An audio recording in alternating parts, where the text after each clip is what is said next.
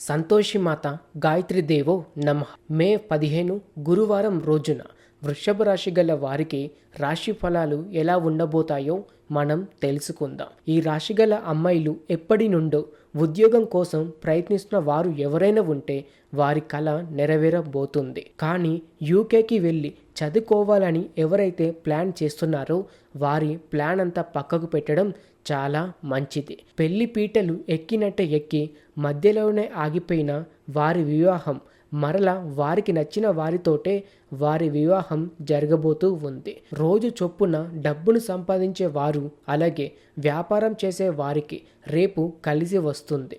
కొద్దిగా ఎక్కువగానే వ్యాపారం చేస్తారు. అంతేకాకుండా రేపు డబ్బుని కూడా ఎక్కువగానే ఖర్చు చేసే అవకాశం కూడా ఉంటుంది. ఉద్యోగంలో మార్పులు వస్తాయి. తొందరపాటు అంత మంచిది కాదు. మీరు అనుకున్న పనులు అనుకున్నట్టుగానే నెరవేరుతాయి. రేపు ఉదయాన్నే 7:13 నుండి అలాగే మధ్యాహ్నం 1:37 వరకు అదృష్టం మీ వెంటనే వస్తూ ఉంటుంది. మీరు ఏది అనుకుంటే దానిని దక్కించుకుంటారు. అలాగే మీ కోరికలన్నీ కూడా నెరవేరుతాయి.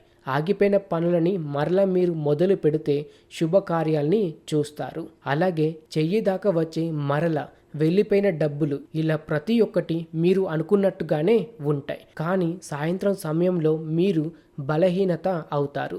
రాజయోగం రేపు ఉంటుంది. ప్రేమ వివాహంలో కొన్ని జాగ్రత్తలు తీసుకోవడం అలాగే ఆచితూచి అడుగు వేయడం చాలా మంచిది. ఆరోగ్యంలో కొన్ని మార్పులు వస్తాయి. కానీ ఇంకొంచెం సమయం పడుతుంది పూర్తిగా కోలుకోవడానికి. రేపు ఉదయం లేవగానే మనసులో మీకు ఇష్టమైన దైవాన్ని తలుచుకోవడం లేదా మీకు ఇష్టమైన వారి మొహాన్ని చూడడం చాలా మంచిది. ఉద్యోగంలో కొన్ని ఇబ్బందులు వస్తాయి. కానీ ఎట్టి పరిస్థితిలో అయినా ఉద్యోగాన్ని మానేయడం అంత మంచిది కాదు. ఇంట్లో ఒకరి ఆరోగ్యంలో కొన్ని ఇబ్బందులు ఏర్పడే అవకాశం ఉంది. కానీ భయపడాల్సిన అవసరం లేదు. రేపటి రోజున డబ్బుని వృధా ఖర్చు చేయడం అంత మంచిది కాదు. మీకు జరగబోయేది అలాగే మీరు కోరుకున్నది నెమ్మదిగా మీకు దక్కుతాయి. తొందరపాటు అంత మంచిది కాదు.